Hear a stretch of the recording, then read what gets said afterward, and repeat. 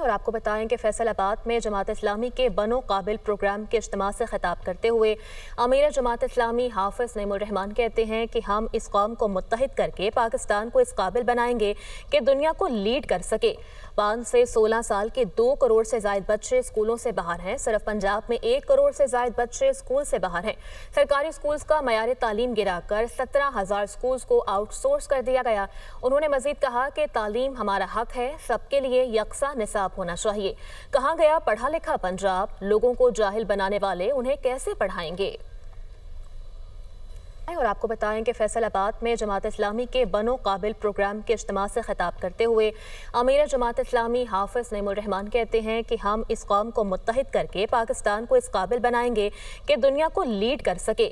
5 से 16 साल के 2 करोड़ से ज्यादा बच्चे स्कूलों से बाहर हैं। सिर्फ पंजाब में 1 करोड़ से ज्यादा बच्चे स्कूल से बाहर हैं। सरकारी स्कूल्स का मयार तालीम गिराकर 17,000 स्कूल्स को आउटसोर्स कर दिया गया। उन्होंने मजीद कहा कि तालीम हमारा हक है, सबके लिए यकसा निसाब होना चाहिए। कहाँ गया पढ़ा लिखा पंजाब? लोगों को जाहिल बनाने वाले उन्हें कैसे पढ़ाएंगे?